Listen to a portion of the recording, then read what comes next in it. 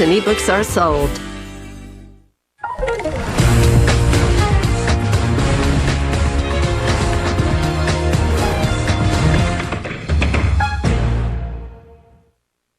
Hello, welcome back to TCM. I'm Ben Mankiewicz. We're in the middle of a slate of films we're calling Creature Features, a throwback to those days in the 50s, 60s, 70s, or 80s when one of those down-the-dial hometown TV stations programmed horror films on a Friday or Saturday night with a classic creepy host like Elvira, Svengoolie, or the great Ghoulardi, Ernie Anderson.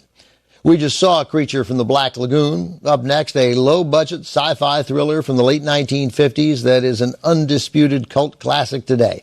From Paramount in 1958, The Blob. Why has The Blob become a cult classic? Is it the amazing special effects? Hardly. They're pedestrian by today's standards. The sharp and sassy script? Nope. Mostly, it's the star. The Blob marked the first starring role for an actor later considered the king of cool, Steve McQueen, billed here as Stephen McQueen. At the time, McQueen was 28. He'd grown up largely on his own. He'd had a difficult childhood, to say the least, abandoned by his father, beaten by two different stepfathers. His mother was an alcoholic who sent him to live with relatives. He ended up in reform school, after which he eventually found odd jobs, working on an oil rig and as a lumberjack before joining the Marines in 1947. 5 years later, with money from the GI Bill, McQueen was taking acting classes, and he was making an impression. Found work on TV and occasional small movie roles, a walk-on in a 1953 B-movie, and an uncredited bit in Somebody Up There Likes Me from 1956 with Paul Newman. But this, at last, was a big part, albeit in a small movie. McQueen plays a small-town kid who finds a disturbing, gooey mess from outer space that's ingesting everything in its path, people included. It's up to McQueen and his young friends to warn everybody in town, but they're just a bunch of crazy rock-and-roll-loving kids, so who's going to believe them? Cast also includes Anita Corso, who made a name for herself a few years later as the prettiest girl in Mayberry on The Andy Griffith Show. From 1958, directed by Irvin S. Yeworth, with posters that said, "It crawls, it creeps, it eats you alive." Here's Stephen McQueen in The Blob.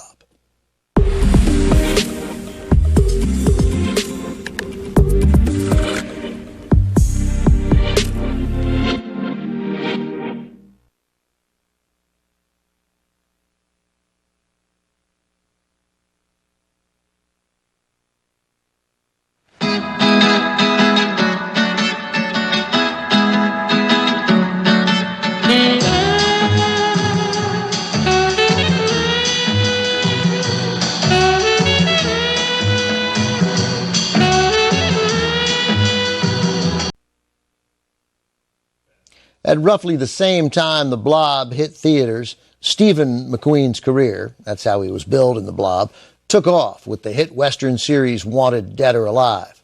As Steve McQueen's stature grew, so did The Blob's, first at drive-in movies, then on TV. Since that time, this little story has had impressive resiliency.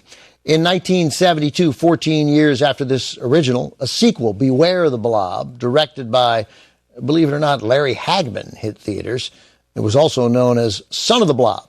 Then, in 1988, The Blob was remade with Kevin Dillon. Every now and then, a new rumor floats around Hollywood that yet another remake is in development. As for that wonderfully bad song that opened the film, Beware the Blob was composed by, wait for this one, Burt Bacharach. The same Burt Bacharach who's written so many songs in the Great American Songbook and won 3 Oscars. Beware the Blob somehow didn't even get nominated. What's up with the Academy? Coming up, a movie monster with a 69-year career rises from the depths for the first time. Godzilla is next on Turner Classic Movies. Next on TCM, Godzilla. Then it came from beneath the sea. And later, the Wolf Man. What's not to lycanthrope on TCM tonight?